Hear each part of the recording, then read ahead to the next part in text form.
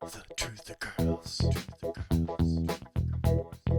Hi everyone. So as I'm sure you know, ever since Donald Trump got elected, there have been protests all over America.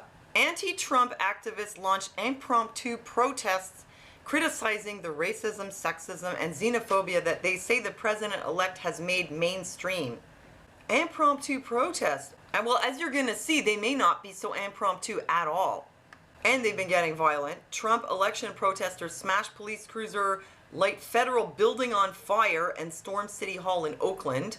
Of course, the protests are happening in the states that voted Democrat.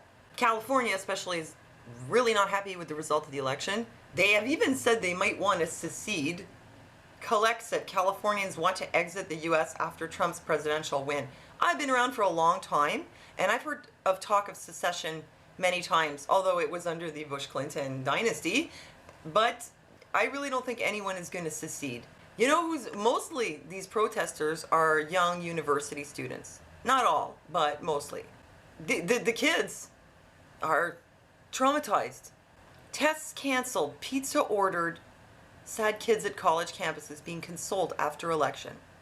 They were offering them hot chocolate, therapy dogs, and crayons.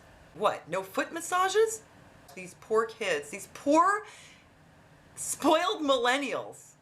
I'm not sure they really understand how much the government had been lying to the people for the last few decades, especially the last 15 or so years. But you know how kids are. They're full of energy and piss and vinegar. And they're also kind of really easily influenced. Trump protests intensify as doubts swirl about spontaneity. Well, it's turning out that these protests may not be as impromptu and organic as it was originally believed. Some of the evidence includes the protesters are being bussed in. They're getting, or somebody is organizing them. Kids, be at this place. We're going to put you on the bus. We're going to bring you down there. Stand up for democracy. They have no idea what they're standing up for or who's putting them up to it, I'm sure. There were even ads on Craigslist in, I think it was Oregon. They were looking for professional activists. They said part-time, full-time, like professional protesters. So they're hiring people to go and do this, or to get it going, to organize it.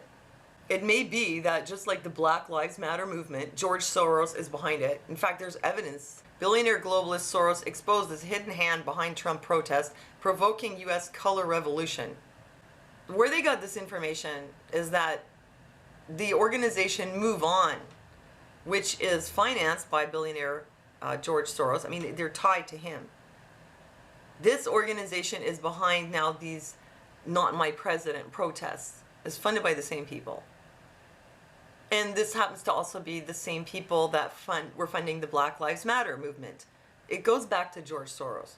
I'm not saying that Black lives don't matter, but the way that this movement was organized and what they're doing is I think both the BLM movement and the Not My President movement right now, what they're really doing is it's creating a lot of chaos. George Soros is the guy who said, I am God and I control Hillary Clinton. So he must be pretty steamed that she's not president right now. And so what's he going to do? Try to create as much chaos as possible and use organizations like MoveOn.org to create, you know, massive protests and have everything in upheaval as much as possible, and have people divided against each other instead of coming together and saying, okay, well, this is the president we have. Now let's make this work.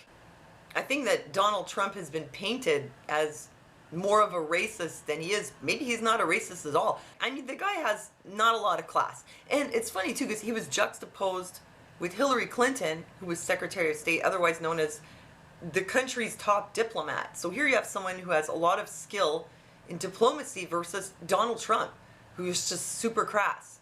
But that doesn't mean he is a bad person. They painted him that way as much as possible, but I don't believe it. I think Hillary is a diplomatic, but a diplomatic snake. You know, she'll talk nicely and she'll say what you want to hear. But a snake, I mean, snakes can be diplomatic. Remember the snake in the Garden of Eden? You know, and Hillary kind of reminds me of that. Really nice and like well-spoken and sneaky, but with an evil agenda. So I don't believe it that Trump is a racist. I mean, how much more racist could he be than the Bushes and Clintons? This is like the height of the white establishment. Yes, I know they had Obama in there. It didn't really change much for, the black community in America. I mean, racial tensions flared to a new height under Obama. High school graduation improved. Unemployment went down, but poverty actually went up. So even though unemployment's down, poverty's up in the black community. So, things haven't gotten much better. All the, police killings, racial tensions, and that was with Obama at the helm. I don't blame Obama, but just to say, the racism is institutionalized. It's sort of all pervasive. A lot of things need to change. And if you really think that it would have changed under Hillary Clinton, you're kind of blind, because that establishment had been running the show for decades and nothing was getting better. In fact, things are getting worse. So what's this big racism trip about Trump? Why? Because he said Miss Housekeeping? He's politically incorrect. I mean, clearly he's stepped over the line many times, but I would not say it's fair to portray him as a racist. But George Soros and this movement would like you to believe that. And they're going to fuel this tension. But don't believe it. Don't fall for it. They've been doing this all over the world. Do you remember this? U.S. groups helped nurture Arab uprisings. That whole Arab Spring, it came out that a lot of the leaders of this had been brought to the U.S. and educated on how to organize this kind of movements, how to use social media. Listen to this. Interviews with officials of NGOs and a review of diplomatic cables obtained by WikiLeaks show that the democracy programs were constant sources of tension between the U.S. and many Arab governments. The officials noting that some of the leaders were trained and financed by the United States. Diplomatic cables report how American officials frequently assured skeptical governments that the training was aimed at reform, not promoting revolutions. And that turned out not to be true. And George Soros was connected to that too. George Soros, the ugly face behind many protest movements. What do the Arab Spring, the Maidan protest, Black Lives Matter, Occupy Wall Street, Open Borders, and many other movements have in common? George Soros. They're there to sow discord. It's a divide and conquer strategy.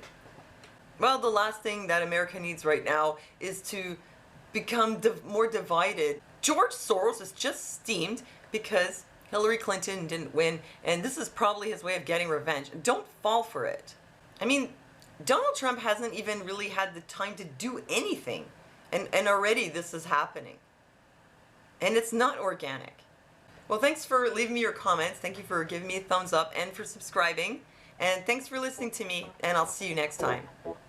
The truth occurs.